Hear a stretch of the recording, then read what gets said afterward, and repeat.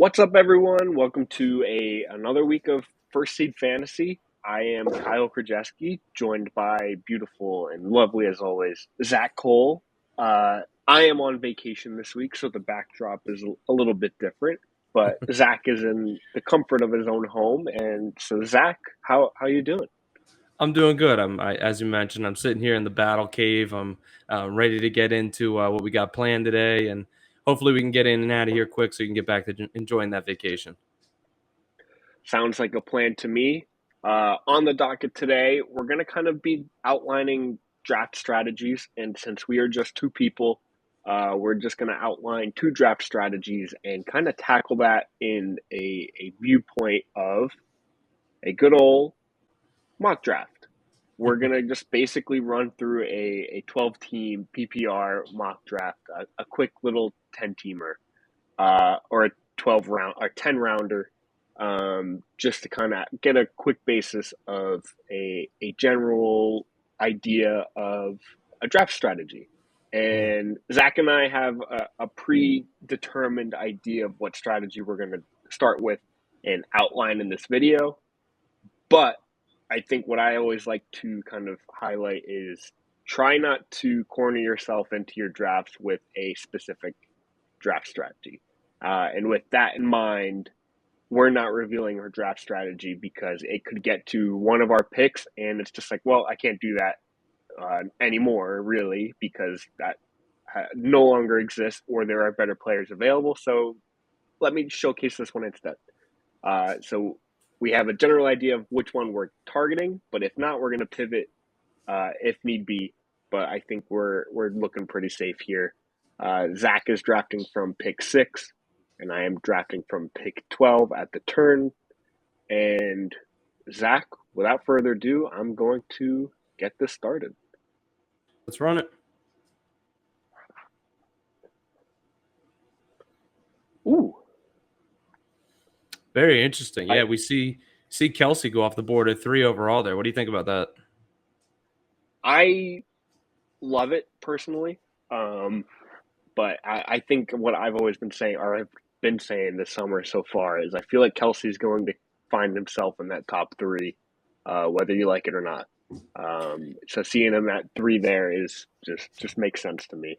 It just honestly, it really scares Travis Kelce scares me for no legitimate reason other than the fact that I don't want to be the guy that the year he starts to decline, I don't want to be the guy that's spending up this heavily on him. It's no secret that he is kind of getting a little bit on the older side. He's age 33 this year, and it scares me. I mean, I know he's a difference maker at the position, and he's far and away the best tight end in fantasy right now, but that little shadow of a doubt's in the back of my mind all the time. So that's just kind of why I tend to fade him just a little bit, not so high as 3, I should say.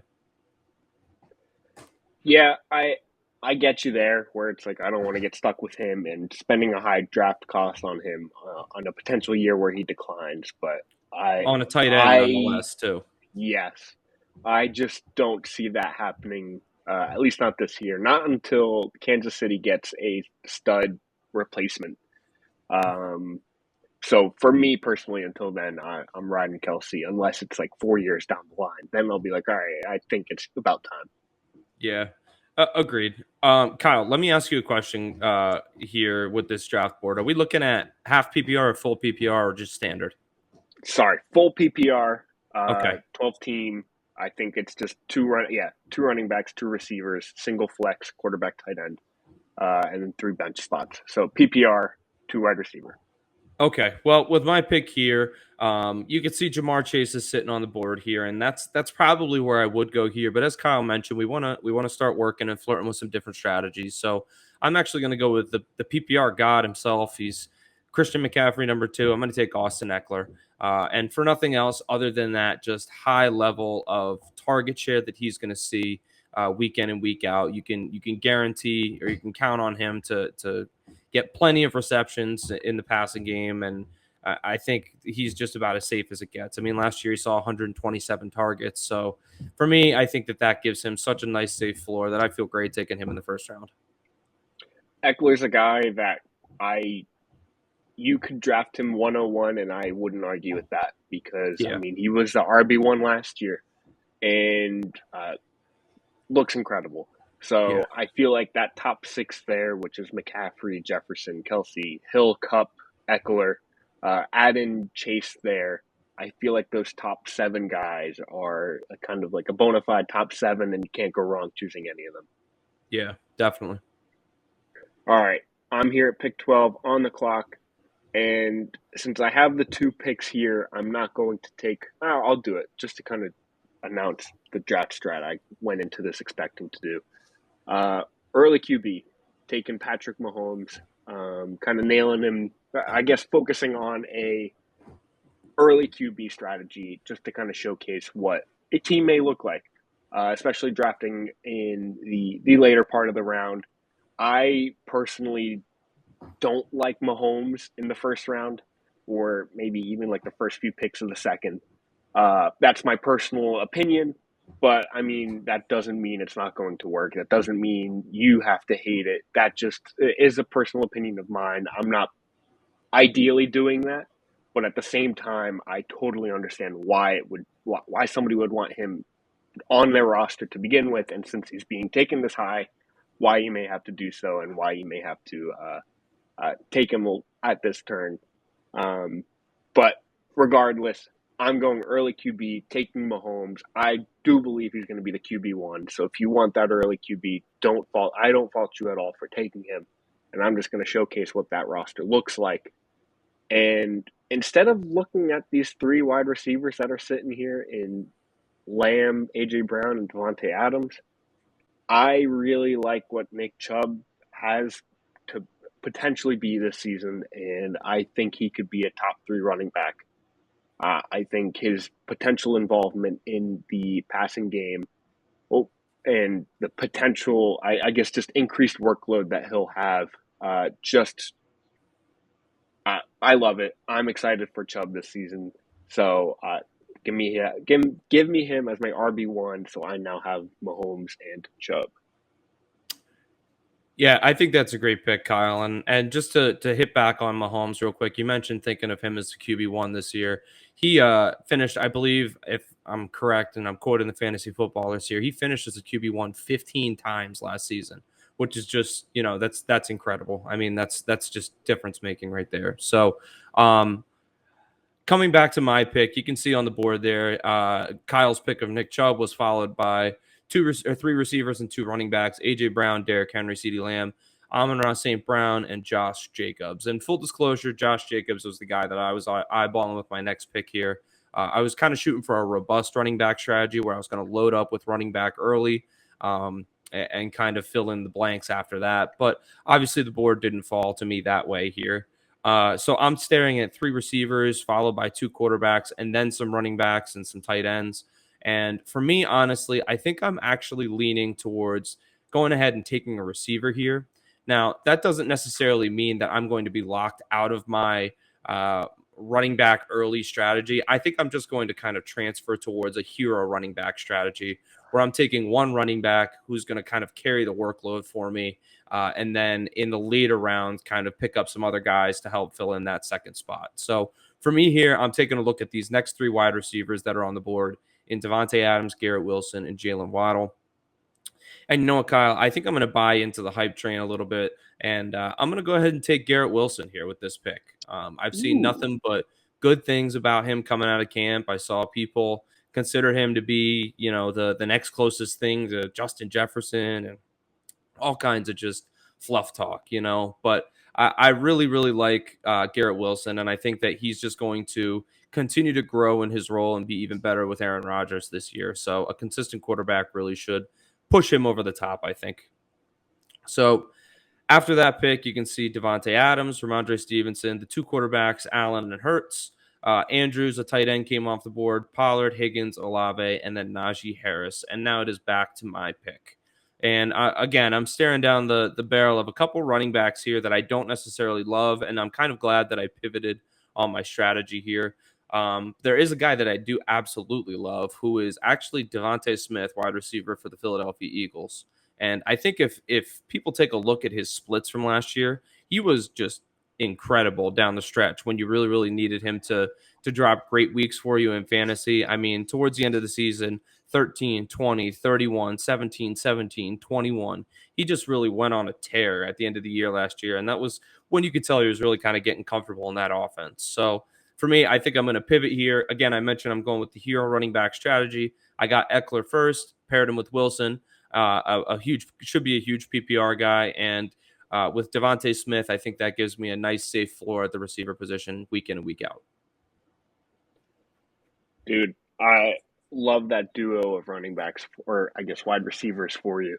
Garrett Wilson has that huge potential with the new QB, and Devontae Smith, I think could easily be a top 10 wide receiver this year. Great duo of a pick. And I'm sitting here after Zach's pick, Metcalf. Metcalf went, and then we saw two QBs and Lamar Jackson, Joe Burrow go, and then Jahmyr Gibbs and Breece Hall off the board, making me stare at a group of guys I have quite a bit of interest in, and I'm going to take the guy who has shown us he can do it, and I believe is going to wind up being another focal point in this offense, kind of behind the RB1, and that is Deebo Samuel. I feel like I feel like San Fran's just going to score, and I feel like their QB situation is going to have to force them to be, I guess, figure out other ways to score. And to me, that just showcases McCaffrey and Deebo, and the two of them can score any which way, and because of that, I feel like the two of them are going to score plenty of fantasy points. You know, Kyle, it's never really a great way to draft, but I think Deebo Samuel, especially in the first couple of weeks, could see really, really inflated value until Purdy or until Lance or whoever really steps up and solidifies himself as that quarterback one. Because we've seen in the past that Deebo Samuel can play that gadget player type of role where he's getting cross buck, Yeah. rushes, he's getting taking end rounds, things like that. And I think he could really demand some great value early on in the season. So I think that's a fantastic pick. Now I'm sitting here. I don't love the running backs that are sitting here. As much as I love to kind of, I guess, double up in the first few rounds, I think I'm very much staring at what is specifically known as the RB dead zone. I don't have a ton of excitement here, and I think what I've kind of learned to, I guess, realize out of this dead zone is a lot of these guys we've already seen what they're capable of. We've already seen that Aaron Jones is just kind of pretty good, but he's not going to be the RB1. He's had that opportunity. Same with Joe Mixon. Kenneth Walker and ETN are kind of the exciting new toys here still. But even then, I feel like they're still hitting the limit with the rookie running backs on their team. Yeah. And then J.K. Dobbins could very well find himself injured again. And I love Dobbins a lot this year, but not here as my in the fourth round, maybe later in the fourth, early fifth. But because of that, I'm looking at wide receivers, and I'm going to take a guy. I'd take Calvin Ridley here. Love me some Ridley. But I'm going to take a guy on another offense that I think is going to take a huge jump this season, Keenan Allen. I feel like the Chargers are just in line to offensively just explode. I feel like the addition of offensive coordinator Kellen Moore can bring a lot of life to the Chargers offense, and a lot of life that they need, that they have the capabilities of having. Similar to Jacksonville, I feel like both the Chargers and Jaguars are going to just explode offensively. And because of that, I'm happy with just offensive weapons on both teams. But give me Keenan Allen here. What's funny is, Kyle, when you were introducing Deebo Samuel, I actually thought you were talking about Keenan Allen the first time. It was integral to his offense, behind wide or running back one, blah blah. And I was like, oh, he's talking about Keenan Allen, and then you took Deebo Samuel. You threw me for a curveball, but I love the picks back to back. I think that's a nice duo. Coming into my pick here, we went 3 running backs in a row: ETN, Aaron Jones, Kenneth Walker, followed by 2 tight ends, T.J. Hawkinson and George Kittle. Now, for me coming on the board here, just to kind of give everyone some point of reference, off throughout the offseason, I've been doing a lot of 3 receiver mock drafts. So I'm immediately in the kind of frame of mind where I'm trying to attack receiver hard and get a lot of receiver depth on my team specifically. So immediately I'm looking at, you mentioned him, Calvin Ridley, Amari Cooper, guys of that caliber who I tend to take a lot of on my teams. But I'm actually going to go elsewhere, and I'm going to stick with my hero RB strategy. So I'm going to continue just leaning on Austin Eckler and waiting at least another round here. And I'm actually going to take a guy who I have a personal little bit of a bromance with, and that's Justin Fields, the quarterback for the Chicago Ooh, Bears. He came out and said he's already one of the top 10 or top 5 greatest running quarterbacks of all time or something like that. You could tell he's clearly buying into the running back, the quarterback running back, combination duo thing. So I really love him here, and I think that he's going to provide me a lot of upside in the back in out of the backfield week in and week out as a quarterback. So I'm really looking forward to having him here. beautiful. Welcome to, I guess, the quarterback club. You and three, four, five other teams, as well as I. Love Fields. I feel like I mean, you nailed it. The rushing potential is huge. you And with know, that, it's big. And it's interesting, Kyle. We've almost seen like a renaissance in the early quarterback draft Yep. strategy because for a couple years, and I don't know, maybe 2018, 19, maybe even as early as 16, 17, we were waiting until the 13th, 14th round to take these Yep. quarterbacks. The Stafford when he was in Detroit, or Roethlisberger when he was on the Steelers on the older side. Like there were these guys that no one wanted. They weren't sexy, but they were there so late, and Yep. they gave you great upside week in and week out. But I think that we're seeing a shift in the value of quarterbacks in fantasy where you need to take one early if you want to capitalize at that position. So sure you can wait, but it almost benefits people to go early quarterback now, which is kind of interesting. Yeah, it's really shifted. I mean, even just like 2 years ago, we saw only like, I could be lying, but like four quarterbacks were being taken in the first 4 rounds. Mhm. And now, after middle of the fifth, we're looking at one, two, three, four, five, 7 quarterbacks. I mean, it's definitely shifting forward, and I feel like that's just because everybody wants one of these quarterbacks, so they're taking them, and then you reach the next round, and everybody's just like, "Wait a minute, I want a quarterback too," and it kind of like shifts everything a little bit forward. So it's almost like every time there's an early QB like Mahomes, then the next tier follows shortly after, and then everybody else just kind of bunches up forward. So I blame Mahomes, but realistically, it's just everybody wants a quarterback, and I don't blame them because a lot of these guys have just high potential, high ceilings. Yeah, definitely. Okay, so getting to my pick here, I'm going to stick still with my hero RB strategy, mostly because 2 of the guys that I was targeting just went off the board there. I was looking for either Mixon or Sanders to fall back to me here in the 5th round. Sanders had a better shot ADP wise, but you can see he went off the board there. They actually went to the same team. That team's got quite the nice team going on without any receivers, Yeah, but team one, I like that. McCaffrey, Hurts, Andrews, Mixon, and Sanders. But anyhow, so I'm looking at the board here, and there's not a whole lot of inspiring running backs popping up towards the top of the draft board.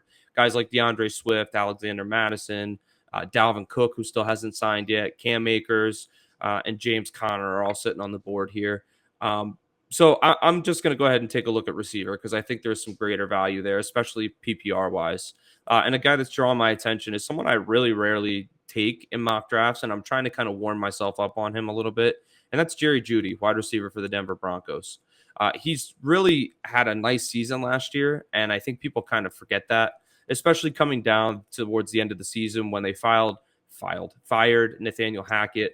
He really kind of came into his own. We saw him having games of 10, 33, 14, 17, 10, 24. He was doing positive things, and he actually ended up finishing up as a wide receiver 2 on the season, the wide receiver 22 overall in PPR. So I think for him to be my flex and add to this trio of young receivers that I got, or this duo, now a trio of young receivers that I got going on here, I think the sky's the limit for the Denver Broncos offense. And just pairing these three together, I think gives me a really, really safe PPR base. For sure. And you've got youth in your wide receiver room, and Hopefully, that's youth means beautiful. no injuries. Oh, let's hope. Let's really hope. So I'm up here now. I've got Mahomes, I've got my running back, and I've got my two receivers. And for me, not loving these run wide receivers, at least these top three right now, especially considering I already have Debo and Keenan Allen, eyeing up Ayuk and Mike Williams. So I'm gonna probably eye up the running back position, and that's only because I like the few guys that are listed here, not because I'm looking at my roster and saying, "Oh, I have an empty running back spot." Um, don't draft like that. Don't fill your roster. Take some very good guys. Don't look and say, "Wait a minute, I don't have a second running back, and I'm taking another receiver." Never mind. Try not to do that. Yeah. You just kind of find yourself filling your roster with guys you don't need. But I'm here. I'm looking at running back. I like Alexander Madison. I'm not excited about him, but I am excited about good old Cam Akers. I think that's a Zach, my guy this season. So I Love don't it. think he really has to chime in here, other Love it. than that quick love it. Cam Akers is in line for a lot of touches, a lot of carries in this Rams offense that I think will. I feel like they have to do better than they did last year, because last year almost felt like rock bottom for Stafford and McVay's offense as a whole. So with the healthy Cup, I feel like the ball is just going to be moving a lot easier. And because of that, I think Akers is going to find himself in the end zone and gaining more yards just a lot more fluidly. Um, and then eyeing up tight end again, not because it's an empty spot, but because I really like Dallas Goddard. Taking him as my tight end, I feel like, you don't draft Jalen Hurts in the second round expecting his receivers to be bad. I like Goddard. Last year, he was I should know off the top of my head. Last year, he was the tight end 12, which you don't love, but you're looking at his player card, he missed 5 games right there. Yeah. And you get a full healthy season of Goddard, a healthy target share in this Philly offense. I love it. I think he's an easy, consistent tight end to have and just insta start every week, which in fantasy is a huge benefit to any roster, because then you're not looking for scraps in the graveyard Hmm. of the tight end wasteland. So give me Goddard. That's a fantastic. He was so fun to own in a couple leagues last year, to roster in a couple leagues. He when he was not hurt, he was electric on the field. He was getting targets left and right. You can see there he had a couple weeks of high fantasy performances. It was just very, very nice to have him in my roster. So I love that pick. And coming back around here, I swear they know I'm going here RB, and they're forcing me to stick to it here, Kyle. We saw four running backs come off the board and four guys that I was a little interested in. I would say outside of Dalvin Cook, I was particularly interested in Madison. Connor was my main target, and David Montgomery is a guy that I love throwing on teams late because I think he's just going to be a touchdown hog this year. So I'm kind of looking at the board, and as you were talking there and breaking down your pick, I was trying to think of where I wanted to go, and I almost wish this was a super flex league or a 2 QB league, but he wouldn't be here in that situation because I would take Trevor Lawrence. I think he's a screaming value at this point, but I'm obviously going to have to pass on him. And I'm actually taking a look to keep fulfilling my hero RB strategy. And I'm going to bring in a couple guys now and just throw some guys on my team where I'm shooting for upside and I'm shooting for guys that are going to just pop off in that RB2 position. If they pan out, great. If they don't, that's why I have the hero RB. I'm hoping the hero RB Yep. can take on almost like a 1.5 load for my 2 RB slots. So I just need a half an RB in the other spot. So with all that being said, I'm actually going to take a guy who not too long ago, maybe last year, maybe the year before, was being taken as a top 6, top 5, top 4 pick. And he's kind of fallen from grace a little bit. He had a bad year last year, couple injury weeks, couple just weird weeks. It was just an ugly season, got into some legal trouble in the offseason. That's Alvin Kamara. I think this offense is going to be so much better than it was last year. And I think that there's going to be a lot of room for him to succeed in both the passing game, or the receiving game, I should say, and the running game.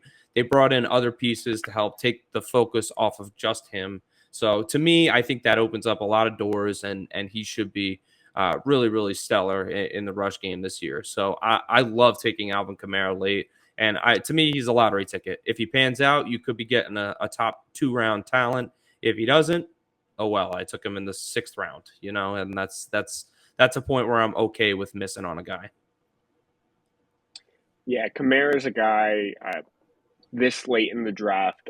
The dart throw is an easy one to take for me because the upside is huge, Yeah. and the downside is you wait a little bit with a suspension, and then you still get a startable running back.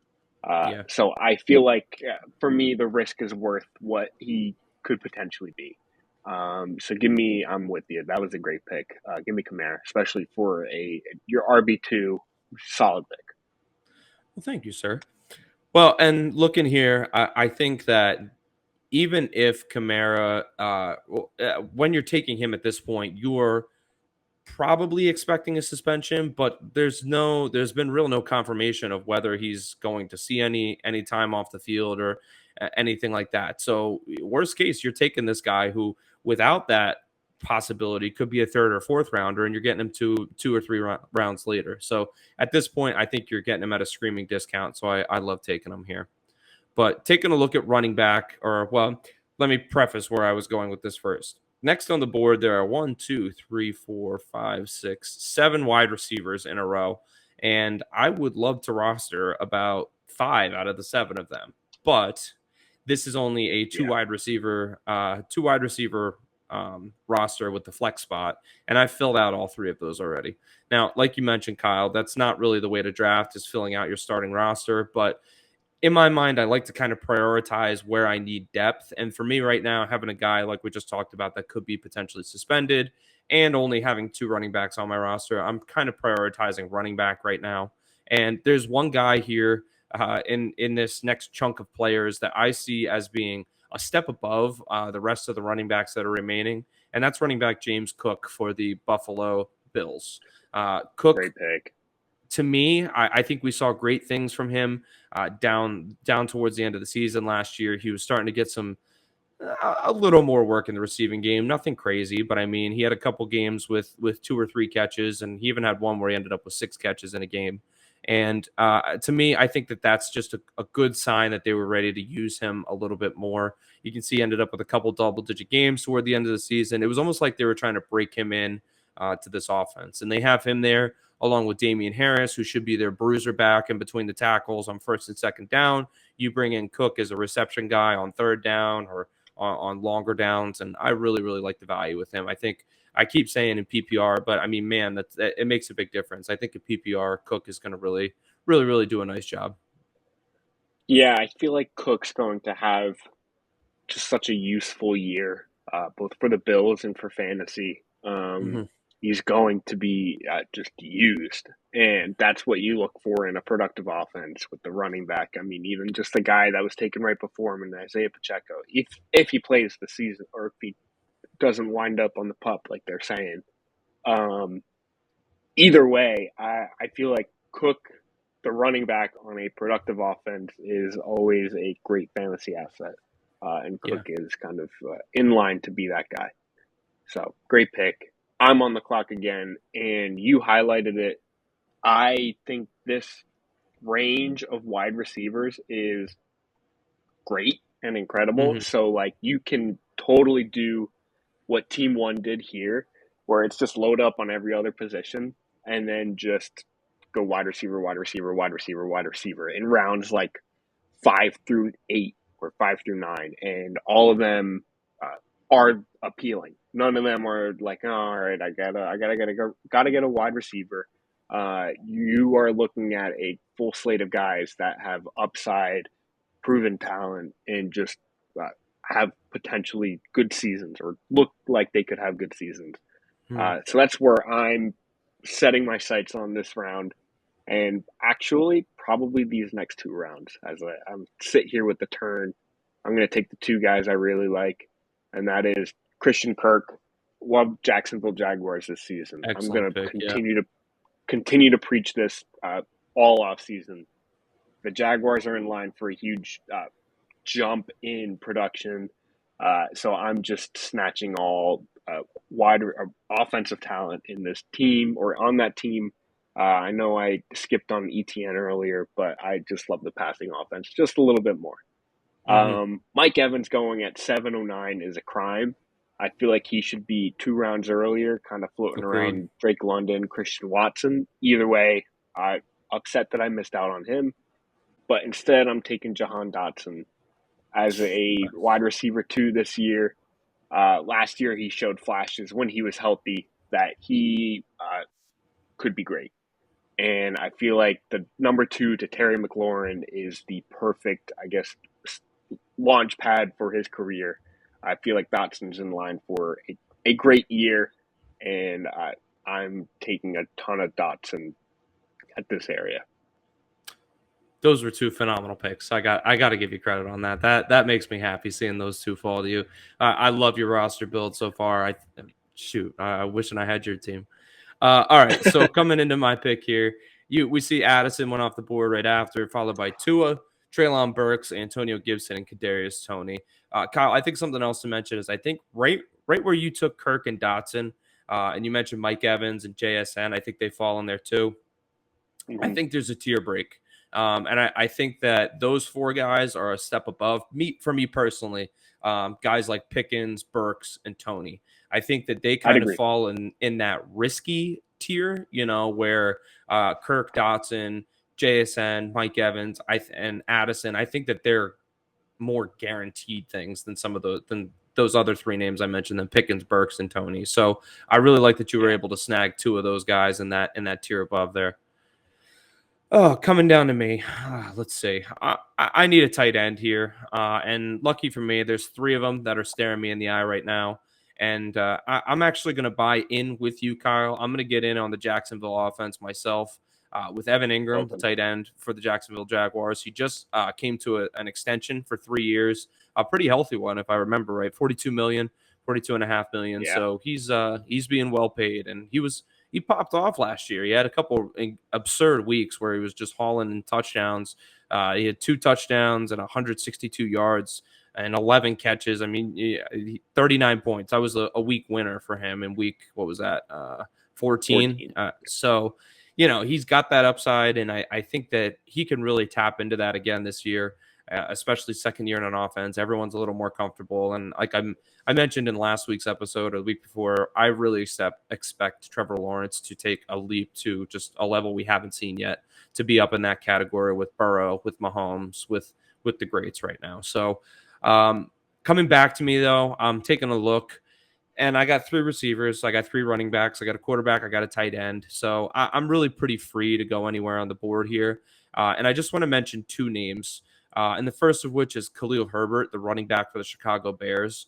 I saw his name trending on Twitter a little bit the other day because people were comparing him to, oh, I'm going to blank now. It was someone from last year, and it'll come back to me eventually. But he's the perfect buy low opportunity. He's got all the possibility in the world. He's got all the carry share in the world coming his way with David Montgomery leaving. I know that they drafted Roshan Johnson and they brought in Deontay Foreman, but there's a reason Foreman's a journeyman. There's a reason Roshan Johnson's a rookie.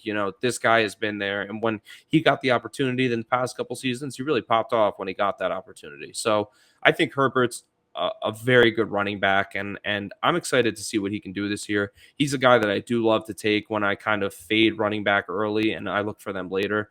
Another name is Samaje Perine, who is Yeah. probably going to end up being the starter for the Denver Broncos early on this season with the questionable nature of Javonte Williams' leg injury.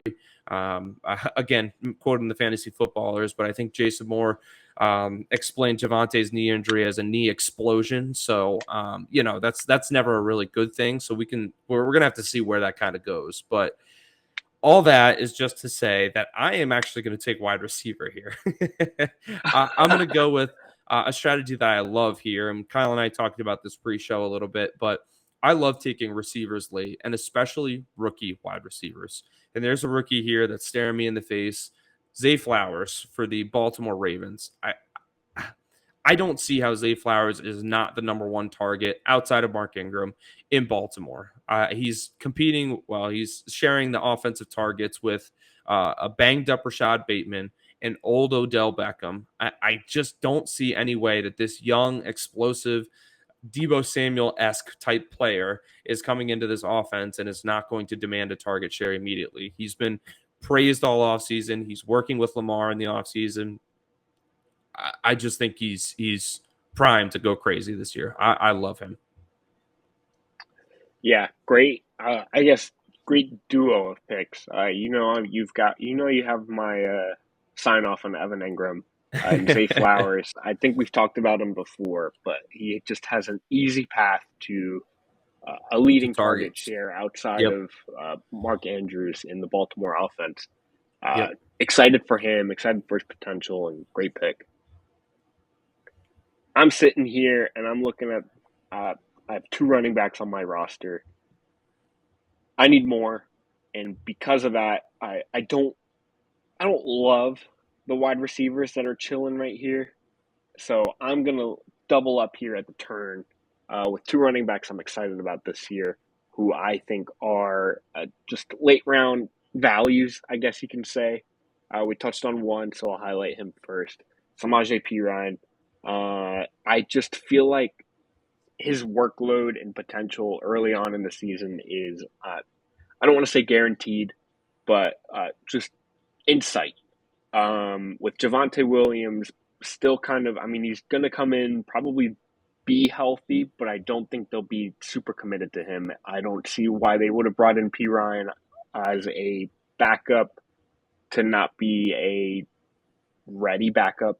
I can just totally picture P. Ryan stepping in, having a role immediately, and maybe as the season goes on, I entirely under Sean Payton expect that to kind of be a dual headed backfield with P Ryan and Williams, just kind of both having market share and touches and just kind of opportunities galore, split between the both of them. So give me P Ryan, and the next guy I'm taking is a rookie, but not Devin Akane.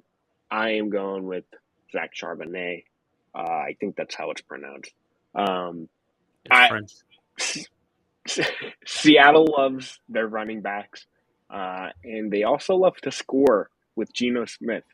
So Charbonnet steps into a position where he could play. He's not guaranteed any touches, but I think JJ Zacharyson kind of did I guess, an outline of rookie running backs, and them. I guess the later round rookie running backs tend to perform better when you're making these picks, just because later on in the season they or I guess for the most part, step into roles or find their position in the offense, and then that's when they show up and they ball out. Mm-hmm. And I guess because of that, I'm taking Charbonnet or even just rookie running backs later in the drafts. I guess altogether because they're dart throws that are more exciting and more fun. And then you find yourself week 8. You're drafting them to sit on your bench so they can sit there, and 4 weeks into the season now they're starting to blow up, and you're just like, cool, I've got these guys. Yeah. Um, I just feel like Seattle. Is going to have a repeat year last year where they are good, and because of that, give me some running power on that team. Absolutely. And I love the pick. I think that Charbonnet and Walker are going to be an insane 1-2. And I think Seattle's going to score points. And I think both of them are going to find the end zone a good amount. So I think that's a great pick, especially later on to take that lottery ticket on a rookie. All right. Taking a look. I was trying to decide between a receiver and a running back. Again, it's the age old question. And Final pick, for me, I think, just to warn what'd you you, say? it is your final pick. So I It do is want my to final warn you pick. about. I think I got it figured out here. I'm actually going to go with a running back. I'll even my team out at 4-4 here. I just want a little more security underneath Cook and Kamara, and I'm going to take a guy who actually I guess could probably even qualify as a wide receiver playing running back, and that's Jerick McKinnon, the running back for the Kansas City Chiefs. McKinnon was ridiculous at the end of the season last year. He had a game where he played running back the whole entire game and had 112 receiving yards, which is just absurd. Not to mention, he scored a receiving touchdown, and let me see, 1, 2, 3, 4, 5, 6 straight games, and one of those games he had a rushing touchdown too. So, and that was all at the same time when Isaiah Pacheco was coming into the fold on the offense. So it's not a question of whether both of them can coexist. They clearly can. I think that the real wrinkle in the Chiefs' offensive backfield is going to be Clyde Edwards-Helaire and his Mm-hmm. involvement. I think that the Chiefs are almost at a point where they just kind of need to call a bust and move on from him a little bit. But that's me putting my GM hat on. But I think that McKinnon is the perfect late round target for a team where you're waiting on running back or you're looking for late round running back value because he gives you. Okay, I'm a broken record at this point. He gives you the PPR upside, but he's a threat in the receiving game. He's competent in the rushing game. He's playing with Patrick Mahomes. He seems to be on the same wavelength of whenever Mahomes decides he wants to throw it behind his back or between his legs or hook shot it to him. McKinnon's usually there to catch the ball. So I love taking McKinnon in the 10th round. I think he's great value. Yeah, beautiful value there later in the round, later in the draft, and especially with I guess, the recent question marks on Pacheco. You find yourself with a scenario where McKinnon may be the starting running back, or kind of have a guaranteed spot in this offense. And man, what a career for McKinnon! Just all over the place in the NFL. Yeah. Injury and then balling out, and then Minnesota. injury and Yeah. then San balling out. Francisco. Yeah. Crazy.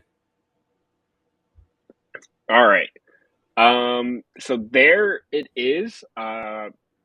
Draft board, I guess, complete. Zach went around with the hero RB, taking Eckler and then not taking another running back until round 6.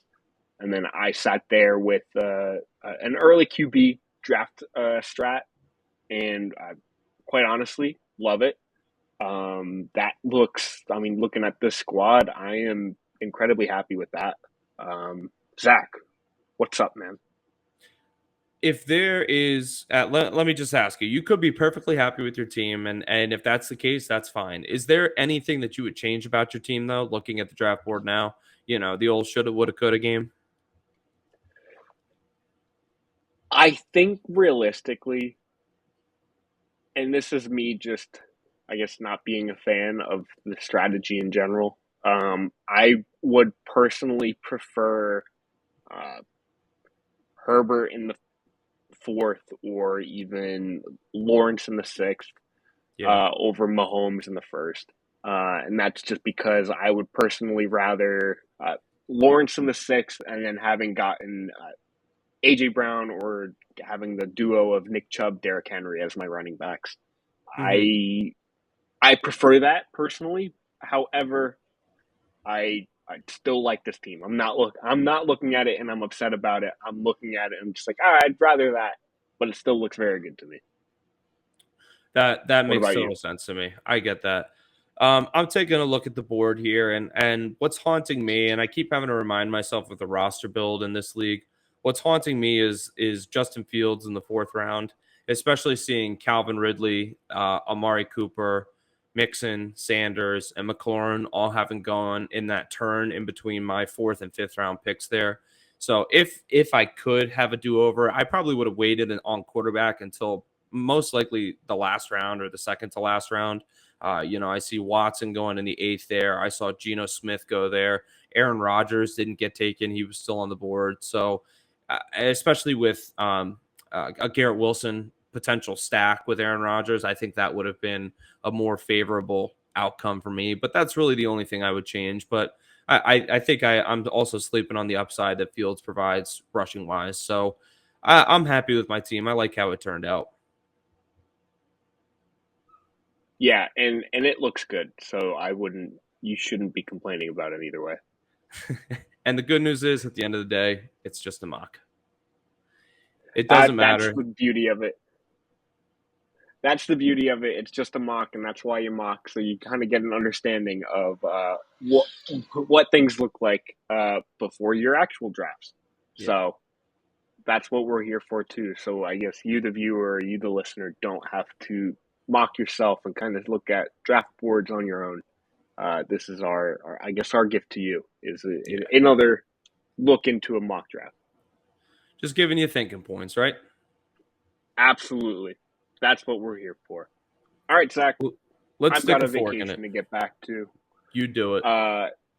Thank you all for tuning in. Thanks for joining us. We are First Seat Fantasy. Find us wherever you get your social or podcast or YouTubers at First Seat Fantasy. And if you do so, I'll love you forever. Like, comment, subscribe, rate. It means the world to us. And tell us whose draft strategy you like the most.